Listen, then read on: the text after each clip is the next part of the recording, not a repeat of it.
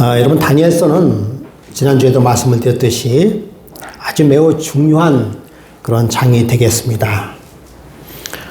그래서 아마 다니엘서는 오늘 다 끝내지 못하고 다음 주까지 다니엘서를 해야 되지 않을까, 그렇게 생각이 듭니다. 바벨론의 멸망은 곧 현 시절로 보면 영적 바벨론의 멸망을 의미하기도 합니다. 그런데 왜 바벨론은 멸망해야만 될까? 또 바벨론이 멸망함으로 인하여서 어떤 일들이 벌어질까? 라고 하는 아주 중요한 문제가 있기 때문에 이 바벨론의 멸망과 그리고 아마겟돈 전쟁과의 연결성, 계시록에 관한 이야기도 같이 연결되면서 다니엘서 5장을 끝내볼까 그렇게 생각합니다. 오늘은 다니엘서 5장 24절부터 한번 살펴보도록 하겠습니다. 자, 24절 제가 한번 읽어보겠습니다. 그 앞에서 이 손가락이 나와서 이 글을 기록하였더니 25절 어느 분 읽어주시기 바랍니다. 기록한 글자는 이것이니 곧 메네 데겔 우바르신이라. 예, 됐습니다. 메네 데겔 우바르신. 근데 아마 이 메네 데겔 우바르신이라고 하는 이 글자가 무슨 글일까? 아마도 사실은 이것은 하나님께서 쓴 글이지만은 아람어일 가능성이 많을 거예요. 그러니까 메네 데겔 우바르신이라는 그 글자에 대하여 그 박사나 술객들이 읽지 못한 것이라기보다는 무슨 뜻인지를 몰랐다는 것이죠. 너무 두렵고 떨린 그런 상황에 있었기 때문에 그 뜻이, 그것이 의미하는 바가 무엇인지를 몰랐을 것이다라고 보는 것이 좋겠습니다. 여러분, 메네라는 뜻이 뭘까요? 메네라고 하는 뜻은 세다, 계산하다 라고 하는 뜻이에요. 그러니까 세어보니 두 번씩이나 강조했어요. 메네 데겔 우바르신, 세어보고 세어보니라는 뜻이에요. 이 세어보다라고 하는 것은 수동분사예요. 헤아려지다, 즉 내가 세어보는 게 아니라 누군가에 의해서 내가 어떻게 진다? 세움을 입다, 판단은 계산되어지다, 이런 뜻을 가지고 있어요. 그래서 하나님께서 이미 이 나라의 시대를 세웠다라고 하는 것이에요. 그 나라를 세웠다, 세워봤다라고 하는 뜻이에요. 그 다음에 데겔은 무슨 뜻일까요? 달다, 달리다, 저울질되다, 그런 뜻을 가지고 있어요. 그래서 하나님께서 이 나라를 세워보고 달아보니 우바르시는 모자라고 어떻게 하다? 이렇게 분리하다라는 뜻을 가지고 있는 것이에요. 자, 왜 하나님께서는, 지난주에도 말씀을 드렸듯이, 왜 하나님께서는 바벨론을 이렇게 저울질하고 세워보고 왜 그러실까? 왜 그러실까? 도대체 이 바벨론이라는 나라는 여러분께서도 잘 아시다시피 원래부터가 뭐 하는 나라예요? 원래부터 우상을 섬기는 나라예요. 예. 그러니까 우상을 섬기면서 그들은 우상을 섬기는 것이 잘못되었다기보다는 본래부터 우상을 섬기면서 지내왔던 그런 나라예요. 그런 나라. 예. 근데 그런 나라에게 뭘 달아봐야 되느냐 이거죠. 왜 달아보냐 이거죠. 달아볼 필요도 없이 무조건 그 나라는 무슨 나라예요? 멸망받을 수 없는, 밖에 없는 그런 나라예요. 그럼에도 불구하고 하나님께서는 그 나라를 달아보셨다라고 하는 것을 알 수가 있는 것이에요. 뭘 달아봤을까? 왜 달아봤을까? 그 글은 26절에 조금 나와 있어요. 그 글을 해석하건대 메네는 하나님이 이미 왕의 나라의 시대를 세워서 그것을 끝나게 하셨다 하며, 데겔은 왕을 저울에 달아보니 부족함이 보였다 함이요 라고 나와 있어요. 그 다음에 28절은 조금 있다가, 그러니까 다니엘이 그것을 해석하면서 이미 그 나라를 뭐 했다는 것입니까? 바벨론 나라를 심판했다라고는 의미를 가지고 있어요. 그 심판의 의미는 왜 하나님께서는 바벨론 나라를 심판하셨을까? 바벨론 나라는 이미 심판을 받은 그러한 나라라고 볼 수 있어요. 더 이상의 심판할 수 없는 멸망의 나라임에도 불구하고 왜 하나님께서는 그 나라를 그렇게 심판하시기 위하여 달아보셨을까?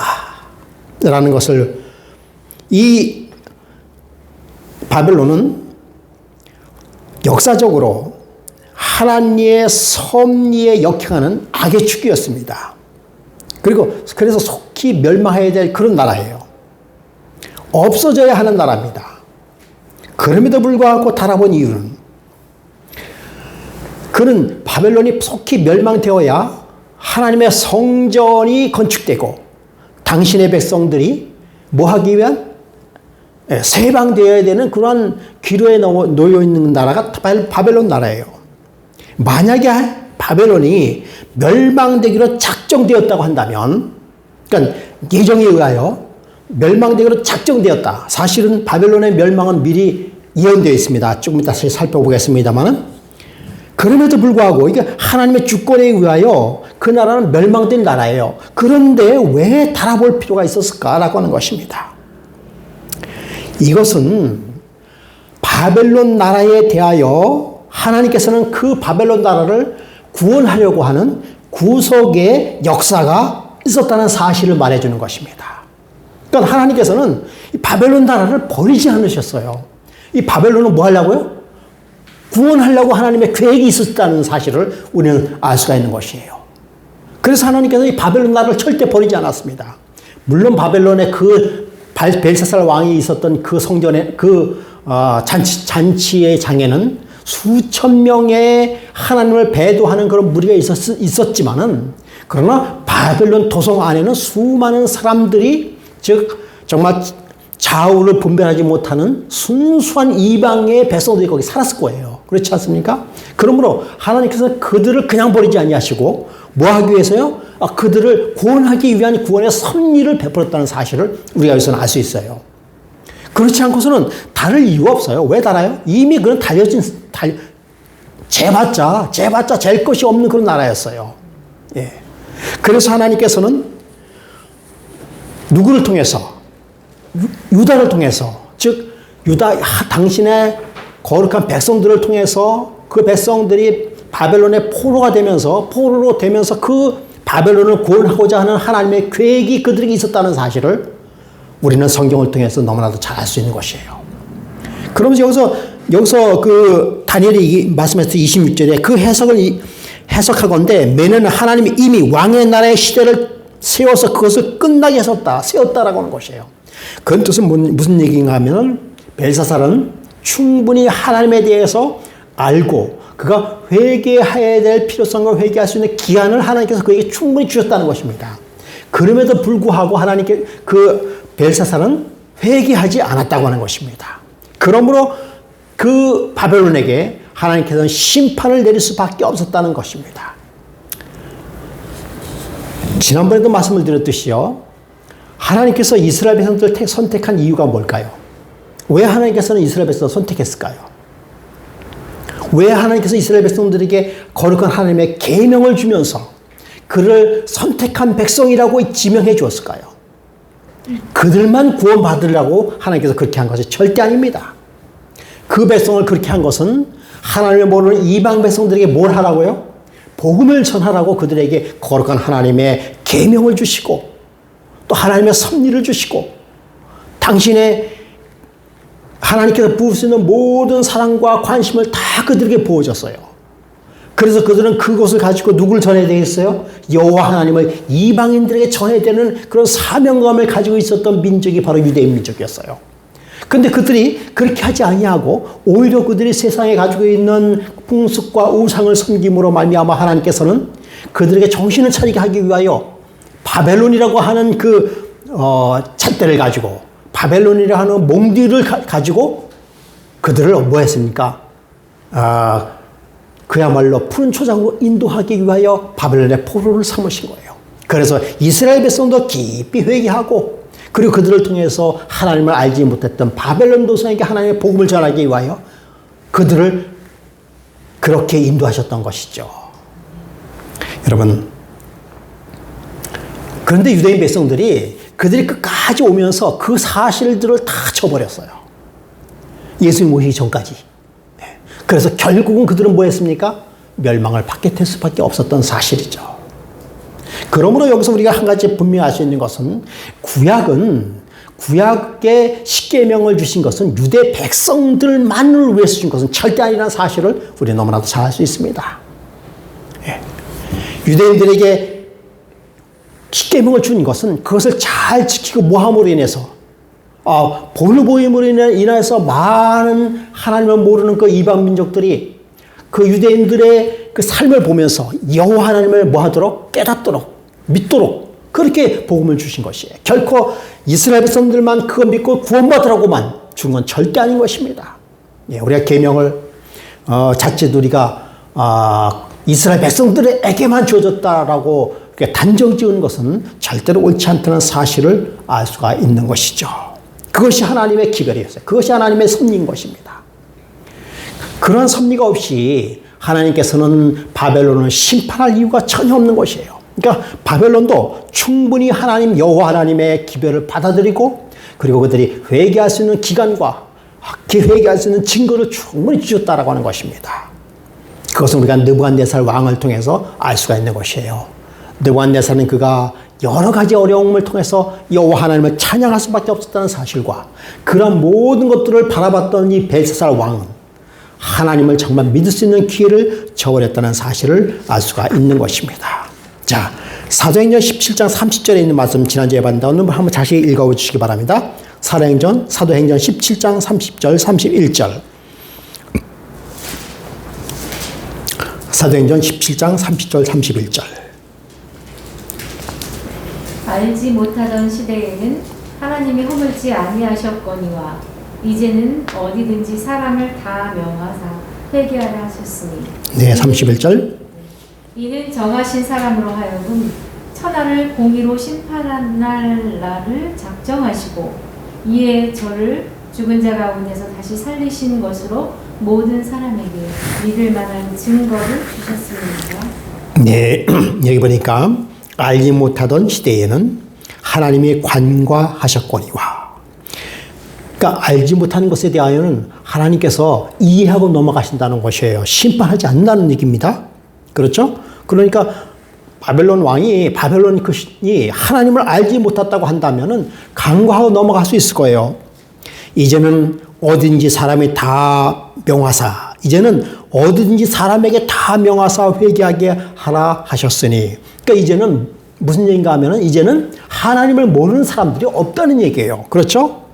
그래서 그들에게 어떤 사람이든지 그들이 이방인이든지 나그네든지 유대인이든지 간에 다 회개의 기회를 주셨다라고 하는 것입니다.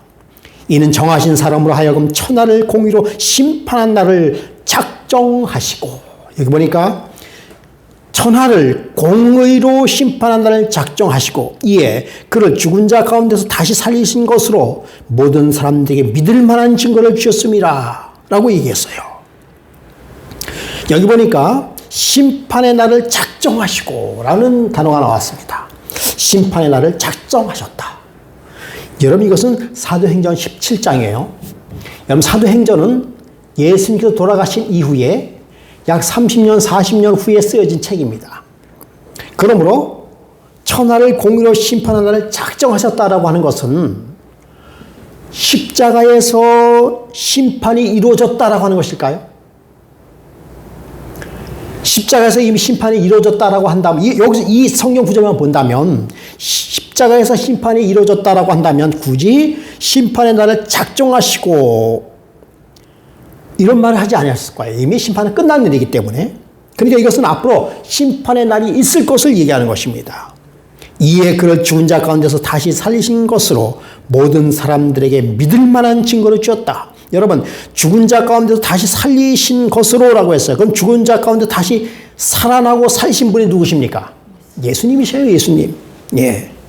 모든 사람이 믿을 만한 증거를 주셨다. 예수님께서 십자가에 달려 돌아가시고 부활하시고 또 그것뿐만 아니라 그때 당시에 그러한 일들을 증거로 보여주셨어요. 예수님께서 십자가에 달려 돌아가시고 부활하실 때 예수님만 부활하신 사실이 아니라는 건 여러분 아시죠? 성경에서도 약 500여 명의 부활의 증인이 있었다라고 얘기하고 있습니다. 예, 부활의 증인이 있었다고 얘기했어요. 여러분, 그러니까 모든 사람에게 믿을 만한 증거를 줬다. 증거를 줬다라고 하는 것입니다. 믿을 만한 증거. 여러분, 예수님 당시에 크게 기별이 두 가지 기별이 있었어요. 그 무슨 기별인가 하면 하나님의 기별하고요, 예수님의 기별이었어요. 똑같은 기별이지만 유대인들이 받아들이기에는 틀렸습니다. 유대인들이 바라보기는 유대인들이 생각한 하나님의 기별이 있었어요. 근데 그것은 어떤 기별이라고 그들이 생각했는가 하면 유대인들이 장차 메시아를 만나서 세계를 지배하는 그러한 왕국으로 생각했어요. 그것이 그들이 생각한 하나님의 기별이었습니다. 그런데 예수님이 오셔서는 그게 아니에요. 예수님의 기별하고 그들이 생각한 하나님의 기별하고는 차이가 났습니다. 예수님의 기별은 무슨 기별이었는가 하면 회개하라, 천국이 가까웠다라고 말씀하시면서 나를 통해서 구원이 이루어질 것이고 내가 장차 뭐 할 것이다? 십자가에 달려 돌아가실 것이다 라고 하는 것이 예수님의 기별이었어요. 그러니까 자기가 생각했던 하나님의 기별하고 그 예수님이라고 하는 분이 전했던 기별하고 맞지 않으니까, 그러니까 누굴 죽인 거예요? 예수님을 죽인 거예요. 그것이 그때 당시의 현대 기별입니다. 그래서 여기서 예수님께서 말씀하신 그 기별과 그 기별을 당신 스스로 몸으로 이루신 것을 뭐라고 얘기하는가 하면은 예수의 증거라고 얘기해요. 아시겠어요? 예수의 증거예요. 그러니까 예수의 증거는 유대인들이 그 예수의 증거에 대해서 이해하지 못했습니다. 하나님께서 나타나신 하나님의 그들이 생각하는 하나님의 기별과 그들이 생각했던 예수님의 기별과는 차이가 났었어요. 그래서 하나님의 계명, 하나님의 예수의 증거는 그들의 시대마다 있었던 기별인 것이에요. 그러면 여러분, 오늘날에도 예수의 증거가 있는 것입니다. 오늘날에도 예수의 증거가 있는 것이에요. 그것을 갖다가 현대 기별이라고 얘기하고 있습니다. 예수의 증거도 크게 두 가지로 나눌 수 있어요. 예수의 증거가 있고요, 예수님에 대한 증거가 있어요. 그러니까 예수님 스스로 나타난 증거가 있고, 그 다음에 예수님에 대한 증거가 있어요. 그 둘 다 맞습니다. 예수의 증거는 둘 다 맞은 것이에요. 예. 그러므로 우리에게 믿을 만한 증거를 주셨다고 하는 것이에요. 그러면 이 시대마다 싸움은 무슨 싸움인가 하면은 예수의 증거에 대한 싸움이에요. 예수님 시대도 예수님의 증거에 대한 싸움이었습니다. 유대인들이 예수님의 증거에 대해서 인정하지 않았어요. 예수님의 예수님의 기별했던 것과 누구와 그 침례 요한과의 기별이 일치했지만은 유대인들이 가지고 있었던 하나님의 계명, 예수의 증거는 전혀 틀렸던 것이죠. 그것이 부딪힌 것이 오늘날에도 마찬가지예요. 오늘날에도 그것이 부딪히는데, 과연 오늘날에도 예수의 증거가 무엇이냐라고 하는 것에 대한 아까도 말씀드린 계속해서 충돌이 있을 것이에요. 여러분, 예수의 증거가 말 그대로 우리의 삶 속에서 나타난 예수님에 대한 증거다. 맞을까요? 틀릴까요? 우리의 삶 속에서 예수님의 말씀을 통한, 그러니까 예수의 증인으로서의 예수의 증거다. 맞을까요? 틀릴까요? 제가 생각하기에는 맞는 얘기입니다. 예수의 증거는 뭔가 하면 두 가지 다 얘기한다 그랬죠. 예수님에 대한 증거와 당신 스스로의 증거, 이 두 가지예요. 그러니까 우리의 삶 속을 통해서 무엇이 나타나야 되는가 하면 예수의 증거가 나타나야 돼요. 그런데 과연 그 예수의 증거가 무엇이냐에 관한 문제는 의견 차이가 있을 뿐이에요. 그럼 과연 예수 증거가 무엇이냐를 우리가 밝게 알아야 되는 것입니다. 결론적으로 말씀을 드리자고 한다면 예수의 증거, 즉 우리가 생각하는 그 예언의 신, 여러분 예언의 신을 가지고 있으면 예수의 증거를 가지고 있는 자일까요? 어떻게 생각하세요? 예수의 증거를 가지고 있는 자가, 이건 내일도 얘기할 거예요. 예수의 증거를 가지고 있는 자가 예언의 신을 가지고 있는 자가 예수의 증거를 가지고 있는 자인지. 가지고만 있다고. 예언의 신만 가지고 있다고 해서 예수의 증거를 가지고 있다라고 볼 수는 절대 없는 것입니다. 그렇다면 제가 또 반대로 얘기할까요? 예언의 신을 부정하고 예수의 증거를 가지고 있다라고 얘기한다고 한다면 그게 과연 예수의 증거를 가지고 있는 것일까? 반대로 그거 생각해 볼 문제예요. 그러니까 예언의 신을 가지고 있다 해서 예수의 증거를 가지고 있다라고 볼 수는 없어요. 그러면 예언의 신을 부정하면서 나는 예수의 증거를 가지고 있다라고 얘기할 수 있을까? 그런 문제를 우리가 좀 더 깊이 생각해 볼 문제라고 하는 것입니다. 과연 예수의 증거가 무엇인가? 앞으로 계속해서 연구해야 될 우리의 주제가 하나인 것이에요. 그리고 여기 보니까 심판의 날을 작정하시고 라고 말씀하셨어요. 그리고 이 심판의 날은 도대체 무엇인가? 사무엘상 2장 3절에 하는 말씀을 또 한번 보겠습니다. 사무엘상 2장 3절.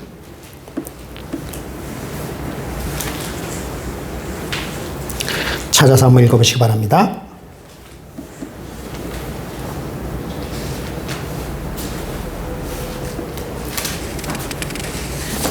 이 장 3절에 예, 사무엘상. 심히 교만한 말을 다시 하지 말 것이며 예. 오만한 말을 너희 입에서 내지 말지어다. 여호와는 지식의 하나님이시라.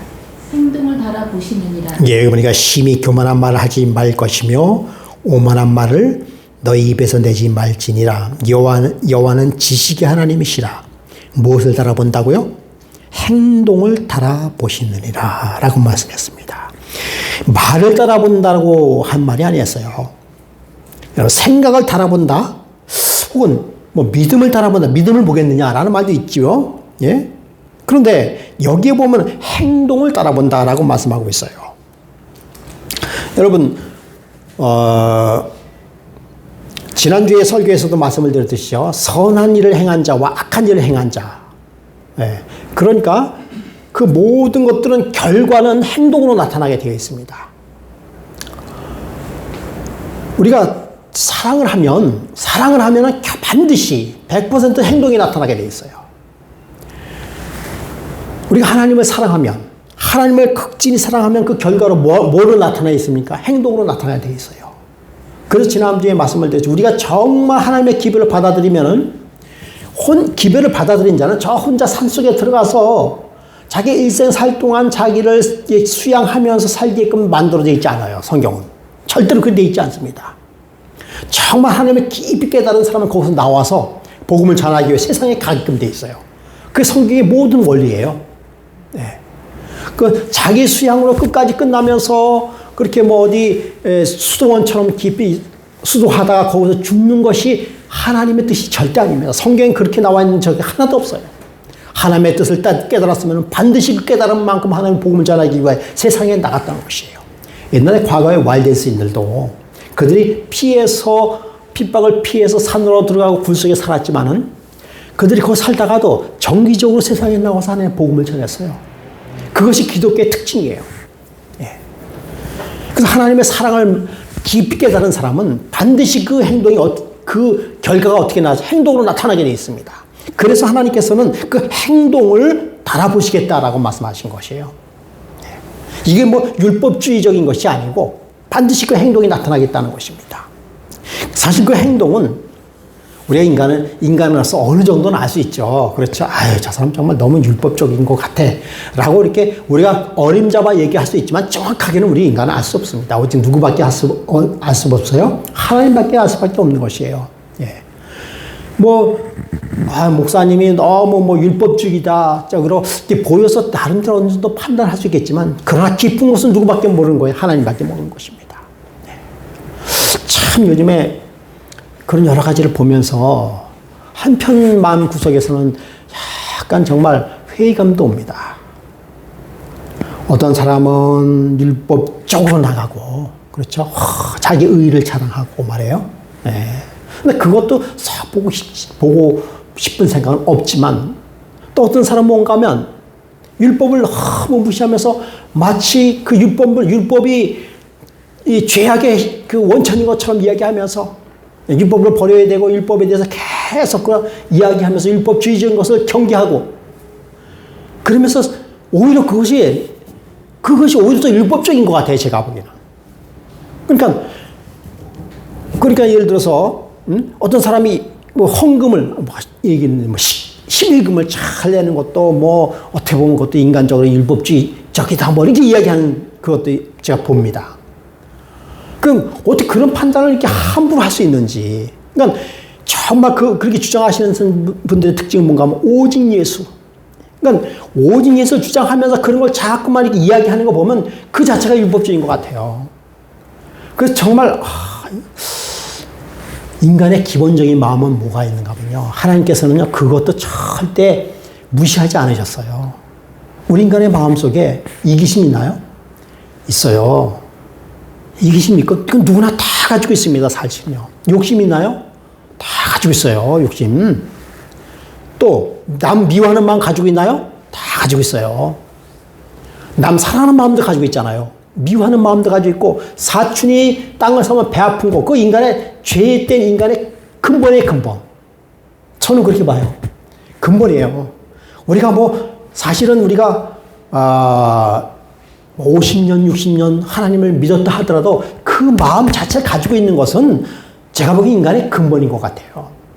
하나님께서 그걸 그 자체를 그렇게 죄악시 여기진 않았어요. 하나님께서는 그것을 이해하시면서, 그러나 그것이 습관적으로 지나치게 그것이 남을 해하고 할 때, 그것을 의로 삼을 때 하나님께서는 그것을 치셨죠. 그 인간의 본연의 죄성에서 나오는 본연의 그 자체를 그렇게 죄악시해서는, 물론 죄는 죄지만 하나님께서는 그렇게 매정하신 분이 아닌 것 같아요. 밥을 안 먹으면 배고픈 게 당연한 것인데 너 왜 배고프냐고 얘기하면 되나요? 네. 남보다 더 잘 되는 것을 봤을 때 내가 소외되고 그다음에 내가 그 부러움을 느끼는 것은 당연한 것이에요. 당연한 것입니다. 시기심이 느껴지는 것, 인간의 마음이 당연한 것이에요. 그러나 하나님께서는 그것을 잘 보시면서, 보세요. 야곱과 에서에서도 그 시기하는 마음이 그대로 드러나잖아요. 그대로 드러나고, 그 하나님께서는 그것을 처음부터 막 그렇게 하지 않으셨어요. 또 누구예요? 요셉에 관한 이야기도, 사실은 요셉도 그 자기의 그 우쭐한 마음을 누구에게 얘기한 거예요? 형들에게 이야기한 거예요. 꿈을 꾼 것도 좀 이해하고 가만히 있으면 됐지. 그 꿈을 꾼 걸 갖다가 누구한테 얘기하는 거야? 형들한테 얘기하고 부모한테 얘기하고 미움을 사는 거야, 미움을. 그 인간의 기본적인 마음이 그대로 드러나는 것 아니겠습니까? 그 하나님께서 그 자체를 너무 체크하지 않은 것 같아요. 너 형들에게 그랬으니까 네가 벌 받는 거야 라고 얘기하지 않고. 또 누가 있나요? 솔로몬이 다윗이, 그렇죠? 다윗이 어느 날 성문을 이렇게 거닐다가 저기서 목욕하는 한 여인을 보잖아요. 그 잘했다는 얘기는 아니지만 인간의 기본적인 그런 마음을 그대로 드러나는 것이죠. 그 자체를 너무 죄악시 해가지고 그것이 마치 그 계명을 지키는 그런 인간의 그것으로 너무 취급하면은 정말 이게 가까이 가기가 싫어요. 네, 가까이 가기 싫어. 너무 그렇게 하는 사람은 저도 가까이 가기 싫어지는 듯한 그런 걸 느낍니다. 어디 가면은 목사랑 같이 안 가려는 이유가 뭔가 하면, 이 목사는 설교단에서도 계속 그런 거 지적해 왔기 때문에 혹시라도 실패를 할까봐. 예. 그 목사가 없는 데서는 뭐 안식일날 밥을 안 있는 데는 잘 안 먹지만 목사가 없으면 그냥 또 이렇게 먹는 수도 있고 그럴 수도 있어요. 그게 뭔가 지적하는 그런 거에 부담감이 있기 때문에 그런 거예요. 하나님은 그런 분이 아니시죠. 예, 정말 자연적인 것으로. 예. 또 욥기 31장 6절에 보면은 하나님께서 나를 공평한 저울에 달아보시고 그가 나의 온전함을 아시기를 바라는 공평한 저울로 달아보셨다라고 하는 것을 우리가 알 수 있습니다. 그러므로 여러분 개인의 삶을 달아보시고요. 성소의 저울은 공평한 저울이에요. 속일 수 없는 그런 저울입니다. 그러므로 개인과 나라에 부여된 축복과 그 다음에 거기에 상하는 그런 처신을 했는가 여부를 저울에 항상 달아본다라고 하는 것입니다. 이것을 우리가 조금 더 앞으로 계속해서 이런 문제를 연구해 볼 필요가 있습니다. 자, 26절 한번 보겠습니다. 그가 그거를 해석하건대 메네는 하나님이 이미 왕의 나라의 시대를 세워서 그것을 끝나게 하셨다 하며 27절 대겔은 왕을 저울에 달아보니 부족함이 보였다 하미로다 라고 말씀하고 있습니다. 비슷한 내용이지만 전도서 12장 14절에도 하나님은 모든 행위와 모든 은밀한 일을 선악간에 심판한다라고 말씀하시고 로마서 14장 10절에도 내가 어찌하여 내 형제를 판단하느냐 어찌하여 내 형제를 업신여기느냐 우리가 다 하나님 심판대에 서리라 라고 하는 것입니다. 그래서 여기서 이제 우바르신이란 말을 살펴보면 우바르신은 뭐예요? 그리고 조각들이라는 뜻을 가지고 그리고 조각들. 그러니까 이 바벨론이 달아보고 세어보고 모자라서 그 나라를 쪼개겠다, 즉 멸망되겠다라고 하는 것을 이미 나타낸 것인데 이 바벨론의 멸망은 예언되어 있었습니다. 이사야 21장 9절, 이사야 21장 9절 한번 읽어볼까요? 이사야 21장 9절 부터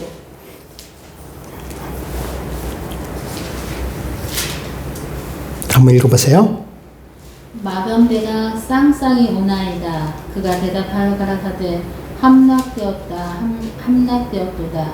바벨론이여 그 신들이 조각한 형상이 다 부서져 땅에 떨어졌도다 하시더라. 예, 여기 보니까 함락되었도다 바벨론이여 그들이 조각한 신성들이 다 부서져 땅에 떨어졌도다 하시는도다. 여기 보니까 조각된 신성들이 다 부서졌다라고 얘기했죠. 그렇죠? 이것이 뭐예요? 우바르신이에요. 그리고 조각들이라고 했어요. 하나님께서는 그대로 말씀하셨어요. 이사야 45장 1절부터 3절에 있는 말씀도 이사야 45장 1절부터 3절 나 여호와는 나의 기름 받은 고레스의 오른손을 잡고 열국으로 그 앞에 항복하게 하며 열왕의 허리를 풀며 성문을 그 앞에 열어서 닫지 못하게 하리라. 내가 고레스에게 이르기를 내가 내 앞에서 가서 험한 것을 평탄케 하며 논문을 쳐서 부수며 새 빗장을 꺾고 내가 흑암 중에 보화와 은밀한 것에 숨은 재물을 주어서 너를 지명하여 부른 자가 나 여호와 이스라엘 하나님인 줄 알게 하리라. 예. 자, 여기 보니까 이미 이사야 45장에도 이미 이 사건이 일어나기 몇십 년 전부터 하나님께서는 예언을 해 놓으셨습니다. 약 150년 전에 예언해 놨어요. 여호와께서 그의 기름 부음을 받은 고레스에게 이같이 말씀하시되 이미 고레스가 태어나시기 바로 150년 전에 고레스에 관한 예언을 해 놨습니다. 내가 그 오른손을 붙들고 그 앞에 열국에 항복하며 왕들의 허리를 풀어 그 앞에 문을 열고 성문들이 닫히지 못하게 하리라. 그러니까 고레스가 하는 길은 뭐 할 것이다? 성문이 열릴 것이다 라고 예언해 놨어요. 그래서 험한 것을 평탄하게 하겠다라고 말씀하고요. 그 다음에 논문을 쳐서 부서뜨리고 쇠빗장을 꺾고 그러니까 바벨론 성문이 뭐로 되어 있다고요? 노스로 되어 있어요. 그러니 그때 당시에 어마어마한 노스로 성문을 만들었으니 그것을 깰 만한 사람이 없었습니다. 그런데 고레스가 가면 그 문이 뭐 할 것이다? 열릴 것이다 라고 얘기했는데 여러분 어떻게 열릴 것을 얘기한 줄 아세요? 3절에 보니까 내가 흑암 중에 보화와 은밀한 곳에 숨은 재물을 주어 내 이름을 부르는 자가 나 여호와 이스라엘 하나님인 줄을 내게 알게 하리라. 이 얘기 무슨가 하면 성문을 열 때요. 이미 유브라테스 강이 말라서 이제 그 병사들 들어갈 수 있는 길을 열었잖아요. 그와 동시에 무슨 일이 일어나는 거 여기 말한 것처럼 논문이 열려 있어요. 그 논문은 어떻게 열렸는가 하면은 미리 정탐꾼을 보냈어요. 뇌물을 주고. 그래서 거기서 반역한 자가 그 성문을 열었다라고 얘기하고 있어요. 그 성경이 그대로 나오고 있어요. 그러니까 이미 그 반역한 자도 이 나라는 도대체 안 되겠다 생각을 해서 뇌물을 받고 성문을 열어줬다는 거예요. 그래가지고 단번에 그 바벨론 성을 침범하게 되었다라고 하는 것입니다. 그 밖에도 보니까 이사야 21장 5절에 보면 그들의 식탁을 베풀고 파수꾼을 세우고 먹고 마셨다라고 말하고 있습니다. 그러므로 이미 이 바벨론 성은 멸망될 것을 예언해 놨다라고 하는 것이죠. 자, 28절. 베레스는 왕의 나라가 나뉘어서 메대와 바사 사람에게 준바되었다 함이니라. 이 베레스라고 하는 것은 바르신의 단수형이에요. 그러니까 메네데겔 우바르신이죠. 우바르신은 바르신에서 나왔어요. 우바르신은 앞에 접속사죠. 예, 그래서 바르신은 단수형에서 조각이에요. 조각. 그리고 우바르신은 뭔가 하면 조각들 해서 복수입니다. 예, 그래서 이 베레스는 바르신의 단수형으로 해서 그냥 조각을 의미한 것이죠. 그래서 베레스는 왕의 나라가 나누어져서 메대와 바사 사람에게 준바되었다 하면이라 하니. 29절. 이에 벨세살이 명하여 그들이 다니엘에게 자주옷을 입히게 하며 금 사슬을 그의 목에 걸어주고 그를 위하여 조서를 내려 나라의 셋째 통치자로 삼으니라.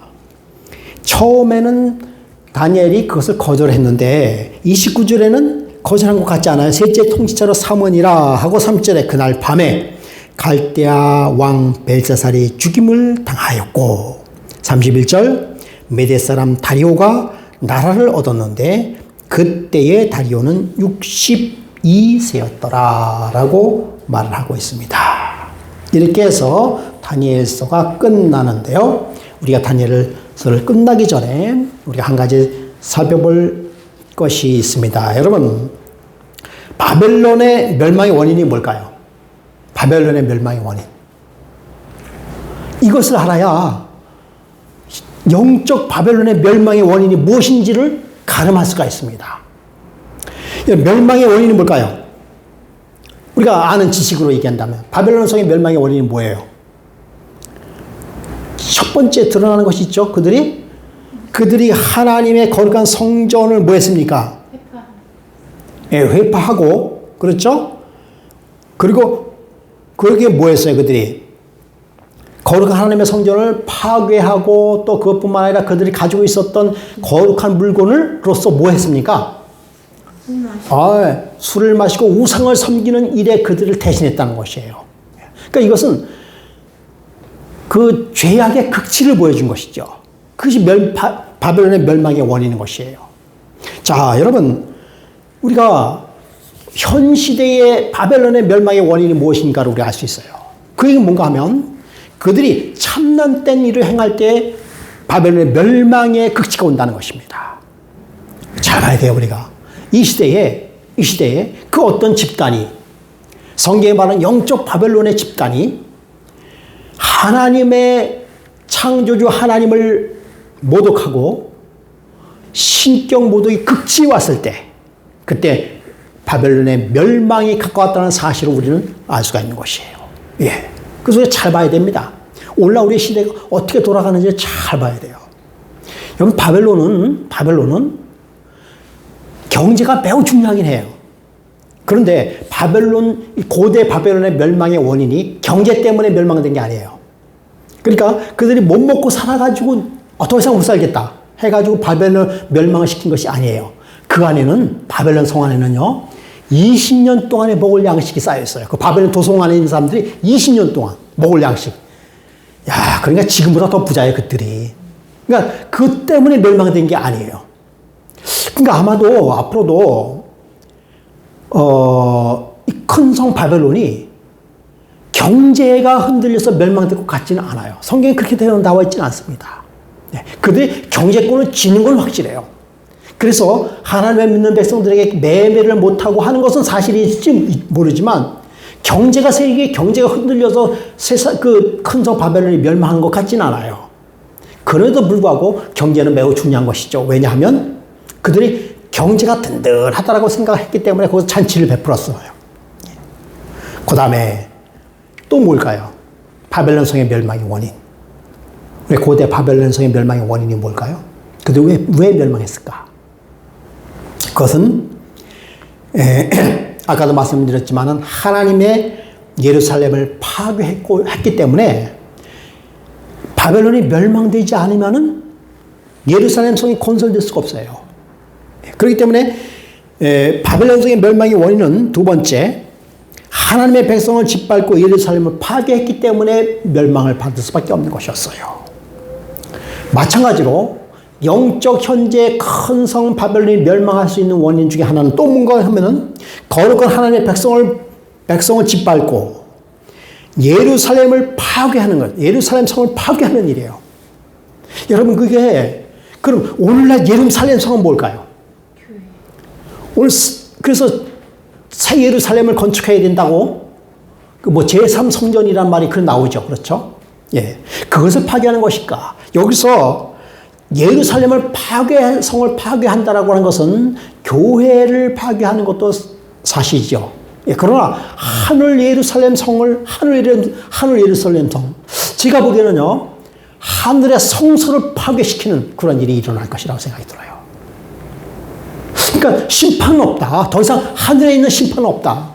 같이 연결되지 않을까라고 생각. 어쨌든 간에 거룩한 하나님의 백성들을 뭐 할 때, 섬기는 예루살렘 성을 파괴할 때 예루살렘 성의 멸망이 이르러 오른다라고 하는 것입니다. 그리고요, 이들은 하나님의 자비하심을 무시하고 그들은 우상을 섬겼어요. 여러분 오늘날도 마찬가지예요. 그들이 우상을 섬길 때 큰 성 바벨론은 멸망할 수밖에 없습니다. 그 다음에 뭔가 하면 교만과 강포가 가득할 때 예루살렘 성은 멸망할 수밖에 없어요. 그리고 사치와 부도덕이 편만할 때 그때 예루살렘 성이 멸망할 수밖에 없는 것이에요. 그래서 이것을 정리해보면 뭔가 하면 첫 번째, 하나님의 백성을 짓밟는 일입니다. 두 번째는 뭔가 하면 하나님의 성전을, 거룩한 하나님의 성전을 뭐 하는 것입니까? 파괴하는 일이고요. 그 다음에 그들은 우상을 섬기는 우상의 처소가 될 수밖에 없는 것이에요. 그 다음에 물질망론주의, 교만과 강포, 쾌락과 사치, 이러한 것들이 편만할 때 바벨론 성은 멸망할 수밖에 없는 것입니다. 이러한 영적 바벨론의 멸망이 계시록 18장 2절에 예언되어 있죠. 계시록 18장 2절 한번 읽어보겠습니다. 힘찬 음성으로 외쳐 이르되 무너졌도다 무너졌도다 큰 성 바벨론이요 귀신의 처소와 각종 더러운 영이 모이는 곳과 각종 더러운 귀중한 새들이 모이는 곳이 되었도다. 4절에 또 내가 들으니 하늘로부터 큰 음성이 나와서 이르되 내 백성아 거기서 나와 그 죄에 참여하지 말고 그가 받은 재앙들을 받지 말라 라고 얘기하고 있어요. 무너졌도다 무너졌도다 큰 성 바벨론이요 귀신의 처소와 각종 더러운 영이 모이는 곳과 각종 가증한 새들이 모이는 곳이더라. 여러분이 각종 귀신의 처소와 각종 더러운 영이 모이는 그것이 과연 무엇인가? 다음 주에 우리가 연구해 보겠습니다. 각종 더러운 영이 모이는 것, 그 모이는 것을 히브리어 음으로 뭐라고 얘기하는가 하면 아마겟돈이라고 얘기하고 있어요. 그렇다면 도대체 아마겟돈 전쟁이 무엇이며 오늘날 일어나는 그 아마겟돈 전쟁과 그리고 고대 바벨론, 벨살 왕이 있었던 그 바벨론의 멸망과 어떻게 연관이 되는가를 우리가 다음 주에 연구해 보도록 하겠습니다.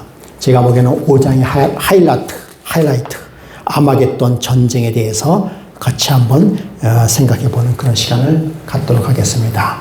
하나님께서는 당신의 백성들을 사랑하고 당신의 백성들뿐만 아니라 하나님을 알지 못하는 정말 좌우를 분별하지 못하는 수많은 백성들을 지금도 사랑하고 계시는 겁니다.